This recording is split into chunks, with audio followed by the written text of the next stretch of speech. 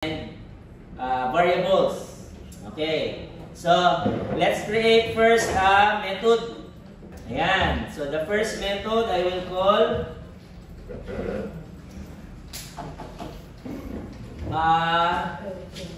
animals. Okay, animals.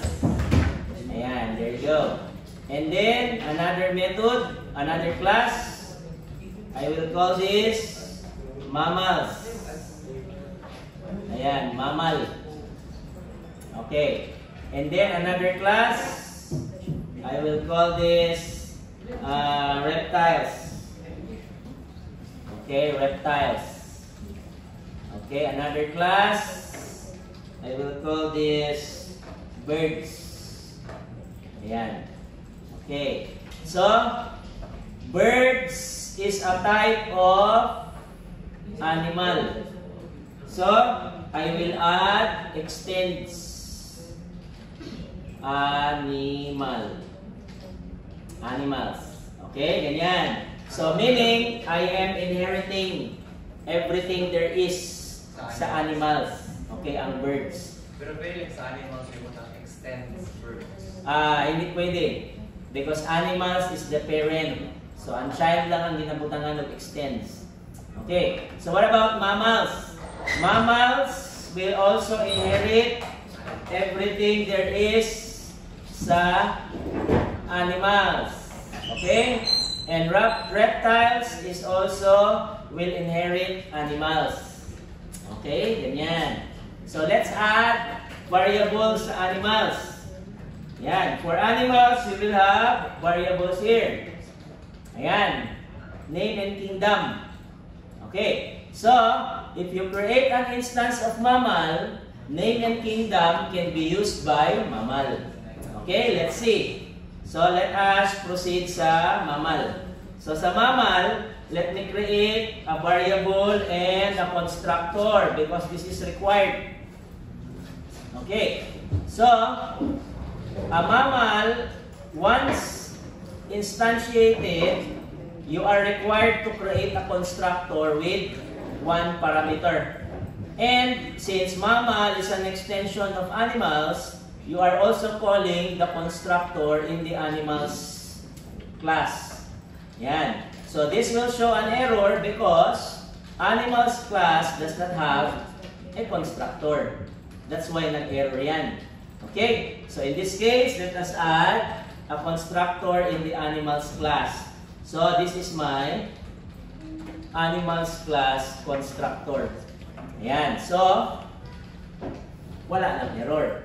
Okay? Ganyan. So let us call the mammals class. Let's create an instance. So we have, maminaw ha, no talking. Mammals. Mammal. Okay, mammal. Walang S. So, mammal A is equals to new mammal. Okay, and then we have the constructor for mammal. We have the name and animalia. Okay, so our mammal is a dog. Okay, so ayan. So, we're assigning a value dog every time we create or call the constructor mammal. So this one is dog, this one is dog, and this one is dog. We're calling the animals constructor dog. Oh, ito siya, i-call mo yung constructor ng animals. Oh, yun nga, i-call mo yung constructor ng animals, this one. So, you do not type here animals. Hindi ka mag-type ng animals dyan. This is calling the animals constructor, but instead you type super. Okay, so we have dog, animalia. Okay, so this is now dog animalia. So if you make use of the A variable, you can use per color. Per color is found only sa mammal, di ba? And animal has name and kingdom. So as you can see here, we have yes, for color, kingdom, and name. Okay? Ganyan. So, what about methods? Because these are all constructors. Constructors yan, constructors yan. What about methods? So, methods are characteristics of animals. Okay, ano ba ang characteristics ng animals? Sound, move, di ba? These are all common sa animals. So, sound and move is now accessible even if you create an instance of mammal. So, we have, okay, move, di ba? We have sound. So, sound and move is found sa animals, di ba? Class. Since mammal is a child of animals, we can call the two methods by creating an instance of mammal. Even if the mammal class does not have sound and move. Okay, ganyan. So as you can see, we have move. Ayan. Okay, hindi siya mag-error. So that's the use of extends. Okay, so let's proceed to reptiles. Reptiles requires, as you can see, mag-error yan. Every time you add extends animals to this class, you need to add a constructor. So meaning, you need to add this constructor. Super is calling the animals constructor. Yun yung purpose ng super. Yan. So what are the characteristics of reptiles?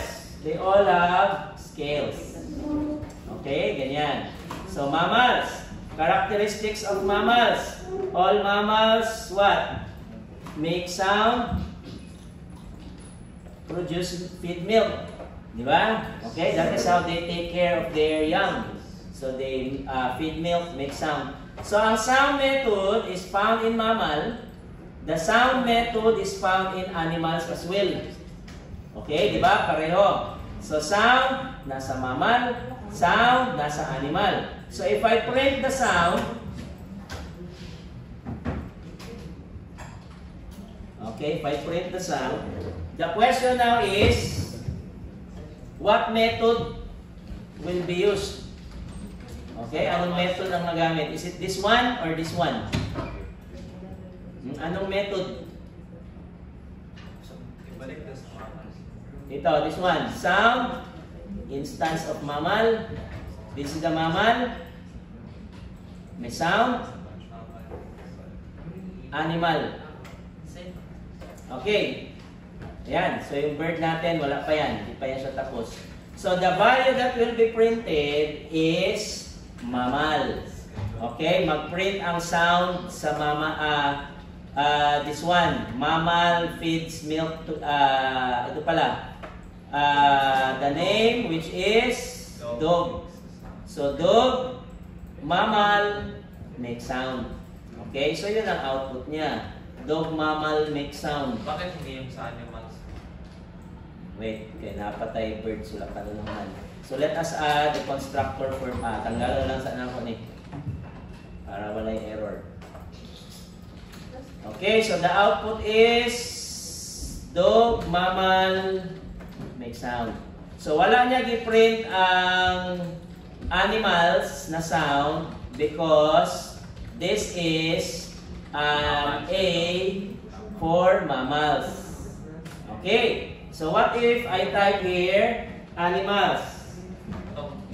Animals. Okay, ganyan. As you can see, it's allowed. Diba? So animals, A is an instance of animals class. And we're calling the constructor mammal. So, gi-call mo daw ito. Okay? And this variable is an instance of animals. So, calling the sound method calls this. Ito pa rin. So, the output is dog, mammal, make sound. Okay? Mammal Mammal gyapon because this is an you're calling an instance of animals and calling the constructor mammal. Yan. So, what if you change this to feed milk? Okay, pwede ba tayo mag-feed milk? So, there is none. Walang feed milk. Okay, di ba? So, you cannot call the feed milk. Hindi pwede ang feed milk. Okay, mag-error yan siya. Ayan, di ba? So, you cannot call feed milk. Why? Because A is an instance of animals. There is no feed milk sa animals. Okay, this one only calls the method sa constructor, sa mammal. Okay, so since there is no feed milk sa mammal, i-call mo lang yung mammal constructor, this will show an error. Okay, but if this is mammal, allowed yan siya. Pero what if parang new mammals or new animal? Hindi pwede. Hindi pwede. Dapat ito yung child, ito yung parent. Okay? So if this is animal, not allowed. So how do we allow this one? The method must be common sa both. There must be feed milk also sa animal. Okay? Oh, yan siya. So ito, animal. So ang value na i-print niya is this one. Ito ang i-print niya. Ito, hindi niya i-print. Okay, so the output is, there you go, mammal. Ayan. Dog mammal, it's milk. Okay, so it's young. Okay, so yun ang output niya. Alright? Okay. So try to remember the inheritance principles because this will be your quiz next week. So kasama na yung yung XML. Okay? Kasama na yung XML niyan. Okay. So let's proceed to okay, birds naman. So our birds here requires a constructor. Ayan. So mag-error yan siya, di ba? Pag walang constructor, mag-error. Maski walay error, di ba? Walay error din. You will not see any error. Di ba? Wala siya error ingnon sa code. But there will be an error. It will prompt. Okay? So what is missing? The constructor. So you need to add a constructor. Required yan. So this is required constructors if you have a child class. Child ito, parent. Okay, ganyan. So, variable that is common only sa birds, fly. Variables na common sa every animal, may pangalan, kingdom. Diba? Mammal. Ano ang meron sa mammal? May fur. Okay, reptiles. Okay, pwede mo lagyan ng variable ito. Common sa mga reptiles is scale color. Ayan, color ng scale. Ganyan. Okay? So, these variables is common only sa class. Okay? Common lang yan siya dyan. If you're going to do the same thing sa parent, it's redundant. Ayan. Okay? Birds. Ano ang common sa mga birds? They fly. Ayan. Method yan siya for birds. Okay? Let us add another class. Ayan. This class will be called dog. Okay lang. Class yan siya. Class. Ayan. So, this is a class dog. Ayan. Class dog extends mammal. Okay? Ayan. Class dog extends mammal. So, meaning, under sa animal is mammal. Under sa mammal is dog. Okay? So, required ang variable and constructor. Common only sa dog. And every time you call the dog, it will require a constructor because it is a child of the mammal. And then, What is common sa dog? We have methods. Dogs bark, di ba? Ang reptile hindi man nag-bark, ang bird hindi nag-bark. So ilagay mo ang method na bark which is common only sa dog. Okay? Some of mammals do not bark. So ang nag-bark lang dog. So you have a method bark because that is common sa class na dog. Okay? Ganyan. So, ayan. And next we have another class. Ano naman? Poodle. Okay, another class of dog. So, ang poodle is under sa dog. Okay, under sa dog si poodle. Ayan. So, variable na common only sa poodle, it's either hypoallergenic or not. Okay, ganyan. And then, methods na common sa poodle, pwede siya i-groom, pwede delete. Okay, void sound. Meron siyang sound that it produces. Ayan. So as you can see here, every constructor sa child requires super. The purpose of that is, every time you call super, you're calling the constructor of the parent. Ayan. Okay. So, pag i-call mo daw si poodle, required ang parameter. Okay, let's see. Dito tayo. So, I will call poodle.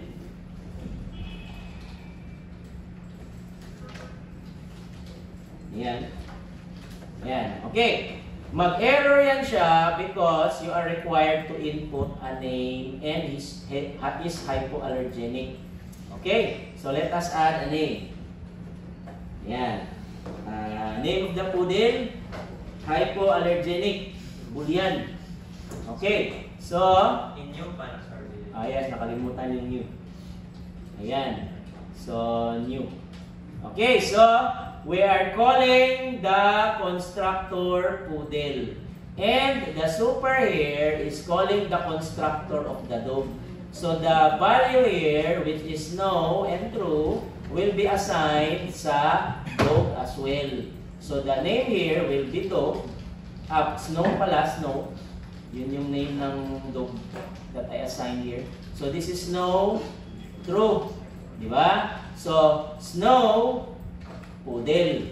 Okay, yun ang ma-assign sa dog. So, snow and poodle, this is now snow and poodle. Okay? So, calling this constructor calls this parent class. So, ang snow, ma-assign sa mammal. So, mammal, this is now snow. So, snow, animalia. Super na naman si mammal, we're going to assign snow animalia sa animals. So, this is now snow animalia. Okay? So, snow animalia. So, every time you do this, we can print the kingdom. So, this is animalia. Okay? So, system.out.print. Ayan. So, system.out.print. Okay, ayan. So, the output of this is animalia. Ayan, animalia. What is the name? Snow. So, be that name. Okay, ayan. So, this is now snow animalia. So, we are calling the variable in the animals class. Diba? Walang name si mammal. Per color lang. Walang name si dog.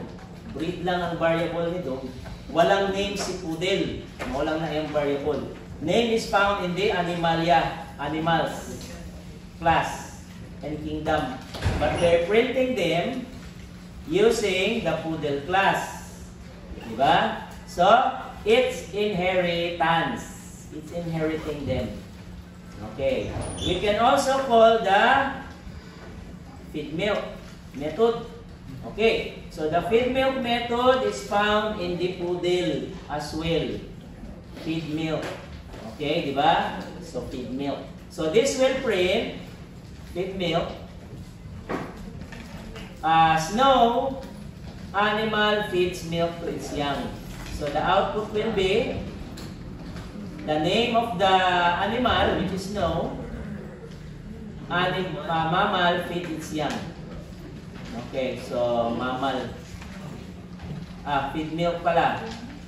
Okay, feed milk. Okay, yes, feed milk. So, mammal has feed milk. Animal has feed milk. So, it will always select the first method in that class that it sees, because this is how this works. Okay, we have animal. Okay, this is the animal class. Animal has feed milk. Diba? May feed milk si animal. Feed milk. Okay, may feed milk si animal. Si mammal, may feed milk din. Mammal, this is the class name ha. Mammal has feed milk also. Okay, method yan niya. And then we have dog. Si dog walang feed milk. Okay, let me see. Just to be sure. So si dog, wala i-feed milk. Ayan, walang feed milk si dog. Si poodle, wala. Inheritance for B, we use feed milk. B is a poodle. So si dog, walang feed milk. Si poodle, wala. Okay, so this is dog. And then, under kay dog is poodle. Poodle. Ayan, so mga class yan sila. So you create an instance of this, which is called, what's the instance name again? Okay, the instance name is, next meeting ha, mag-attendance na ako early, kaya ma-absent na mo pag wala pa mo dito. So we have A. So A is feed milk. So this is an entire instance of A. So we have A. Ayan, ito yung A natin. So if you use A is an instance of poodle. So dito pala si A. A is an instance of poodle. Okay, yan si poodle. A. So if you use A dot feed milk, okay, pag nag-feed milk ka kay poodle, since A is a poodle, walang feed milk dito, walang feed milk dyan, ito yung una niyang makita. Not this one. Kasi, hierarchical man yan. Ito first, walang feed milk, merong feed milk. So, ang i-print niya na feed milk is ang feed milk kay mammal, not the feed milk kay animal. Diba? So, that's why the output is mammal. Okay, yun ang output niya. It's mammal feeds milk to its young. And the name is the name that I assigned, which is no. So that is the output. Ayan. Mammal feeds its young. Okay. And dito yan siya. Alright. Okay. So, ayan. Okay, so that's the poodle class. It's an extension of dog. So let's proceed to ano naman? Birds. Okay. So I will create another class. Okay, another class. This is another type of bird. So I will call this sparrow. Ayan, sparrow. Okay. So sparrow extends birds. Okay, tama? Ayan, birds. So this will show an error. There you go, sa taas. It will not show any error sa code. So meaning walay error sa code. The error is on top. Okay, so, okay, why? To remove that error, you need to add constructors. So that's the only thing that is missing. So what is now the constructor? The constructor is the name of the class. Okay, ganyan. So now is you're going to add super. So what will be the value in super? Anong ilagay mo dyan na super? Super for what? Super for birds, di ba? Yan. So you're going to look at the birds. Tingin ka sa birds dyan. Ano ba ang constructor niya? So ang birds constructor is isa lang ang parameter. So that is what you will do here. Ayan. So you're going to place here a name. Okay? So ilagay mo dyan string name. Ayan. Okay. So, ayan. That's it. Sorry, name lang. Okay. So you need to add a name here. Because this is the value that will be assigned a name. Okay, double R ang sparrow. Ayan. Okay, so meaning, if you create an instance of sparrow, ayan, gawa tayo ng instance ng sparrow. Sparrow D. Ano na yung D? Sinaput. Equals to new sparrow. You need to input a name. Okay, lagay natin house sparrow. Ayan. Okay. So this is the name that will be assigned in here. And name here is going to be given sa bird. Ayan. So this will now become house sparrow. House sparrow animalia. It will be given sa animals. So animals is house sparrow animals. Tama? Sana yung bird ko. Animalia. So, house sparrow animalia. Okay? Papunta sa animals. House sparrow animalia. That's the name and kingdom. Name and kingdom for animals. So, si C, we can print the kingdom. Okay? Even if kingdom is not found sa sparrow. There is no kingdom here. Kingdom is found sa animals. So, mag-print yan siya. Okay, there you go. So, the method as well. Okay, may feed milk din animals. Yan. Okay, so let's proceed to ano naman? Okay, polymorphism. Okay. Ayan. So as you can see, this is polymorphism. Ayan. So, polymorphism and at the same time, inheritance. Okay, and at the same time,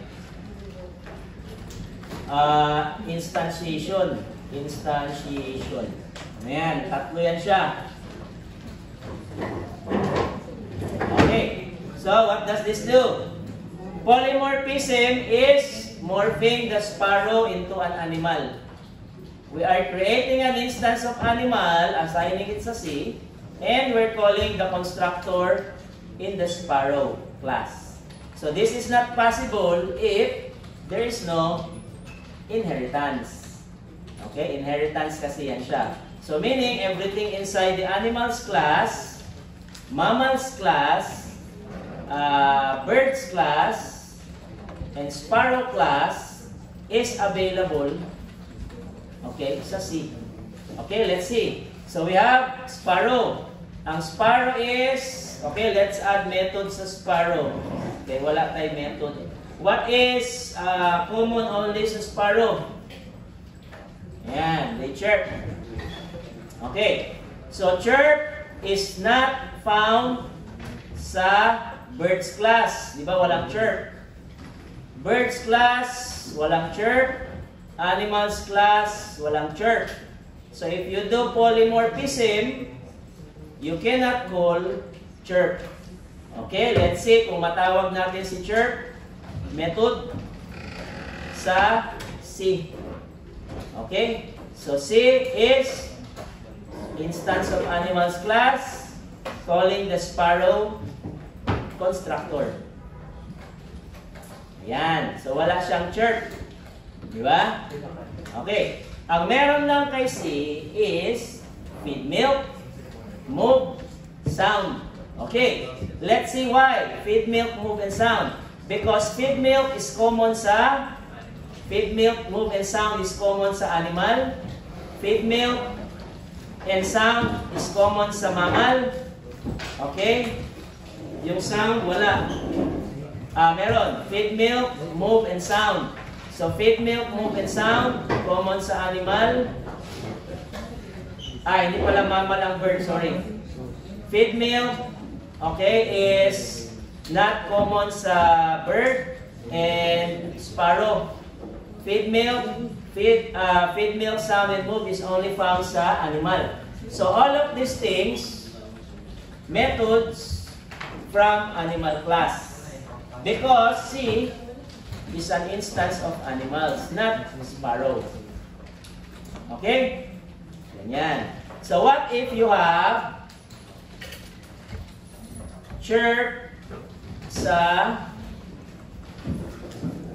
sparrow, chirp sa bird, and then chirp sa animal?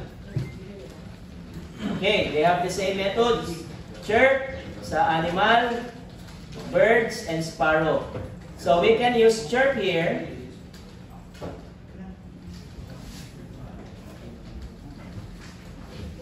Okay. Now wait.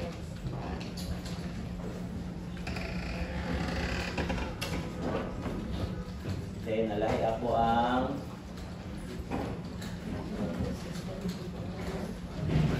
wait ha.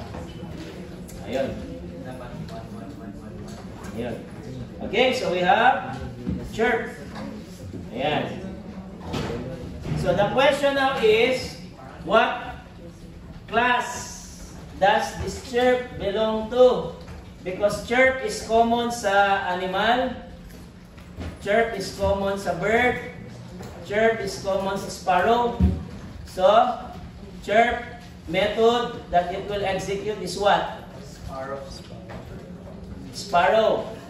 Okay, lagyan natin ha. This is for the animal. Animals chirp. This is birds. Birds chirp. Okay, and this one is sparrow. Sparrow chirps. So the output here is correct. It's sparrow chirps.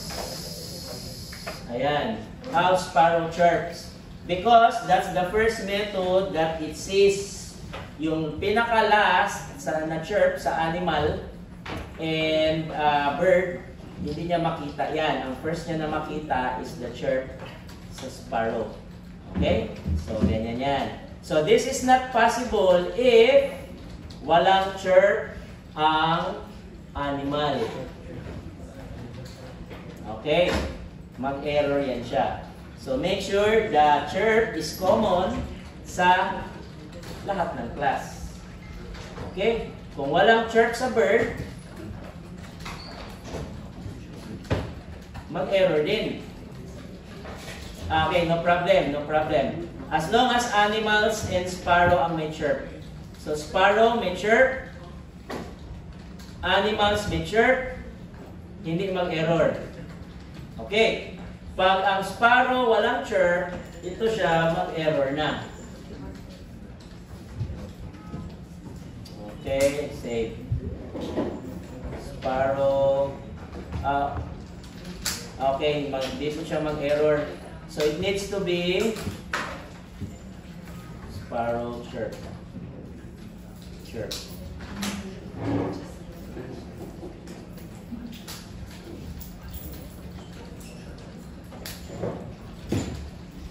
Okay. So only sa animals class will do. So as long as this method is found sa animal class, okay, but methods found in the sparrow class will not be executed. Okay, like for example, if that is not found in the animal class, okay, yan na yun siya, mag-error na siya. So as long as it's found in this class, it's not a problem. Sparrow class, it will be a problem if this method is not found sa sparrow and animal. So nasa sparrow lang siya. It's only found in the sparrow class. So it must be both. Okay? So for polymorphism, again, it's creating an instance of animals and calling the sparrow constructor. Okay, yan din siya. Ayan. Alright? Yes. And for dogs, the same thing. So dogs, so what does it look like in our diagram? So we have animals, mammal is a child, animal the parent. Okay, and then we have, ano pa yung nandyan? Reptiles. Okay, this is the class name.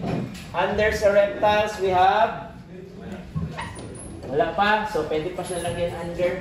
And then this one is our bird. Okay, bird.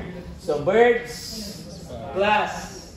And then under, we have sparrow. Ayan, sparrow. Okay, so pwede pa natin lagyan under ang reptiles. So under sa reptiles, we have, lagyan natin snakes. Ayan, snakes. Okay, so under sa reptiles are snakes. Ayan, so dito, lagyan natin ng snakes. Okay, snakes. Snakes extends reptiles. Reptiles. Reptiles. Reptiles. Okay, so, ayan. So, this will require a constructor. So, kailangan natin ng super. So, super, you're going to call the reptiles constructor na may isang parameter lang. That's why this needs to be one parameter as well. So, hindi pwede gawing 2 because the reptiles uses one parameter in the constructor. So, reptile will call the animal's constructor with name and animalia. Okay, it's this one. Name and animalia. That's the kingdom. And then this one, that's it. Wala na. Last na yan siya. Parent na yung animals. Okay? Questions, clarifications? So for your quiz and exam, you will simply identify what's the output of each given statement. And if this will show an error or not. So what's the output of this? What's the output of this? What's the output of this? Okay, what's the output of this and that? Okay, ganyan sa quiz exam ninyo sa next week. Alright? Oh, yes. Sorry, quiz pala. Exam is April 4. Exam, April 4. Quiz next week. Quiz next week, yung exam. April 4 pa yung midterm exam. That is Friday. So we will have 2 quizzes next week. And sa 28 and either 10 or 12. What's the next week, sir? Monday or Monday or Wednesday. Okay. So attendance tayo first, and then I will check your exercises. Kung wala na yung time, pwede pa sa Friday. Okay? Same grade lang sa Friday. Wait lang.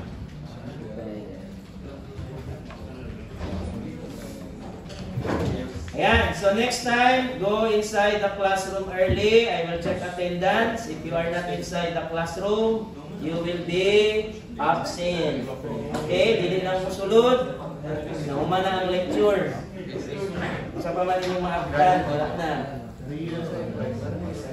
So attendance, Abalye, Akaso, Agulo, wala, Agulo, Alcomendras, wala, Altisar, Aranas, Baduya, Balagot, Baldonado, Banaag, Bandigan, Bantan, Batula, wala, Guard na si Kapula. Wala Buhawi. Wala Buhawi. Cabrera. Kali. Wala. Carcalias. Celeridad. Casenisa. Wala. Chavez. Wala. Clarabal. Dalian nyo. Clarabal. Coreses. Dagonza. Wala. De Los Reyes. Donton. Dorumal. Escalada. Wala. Escalada. Escuadro. Grande. Ignacio. Jacobo. Ardiel. Layos. Lumanas. Eloy. Macrohon. Wala. Macrohon. Managbanas. Manipil. Manilin. Resurrection. Resurrection. Ready your exercises? Check na natin. Okay. Dali sa akin.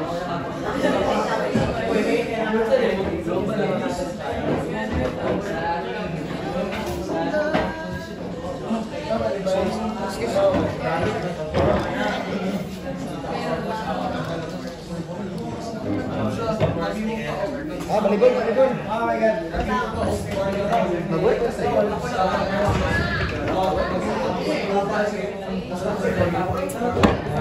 Mana kamar? Hindi ba?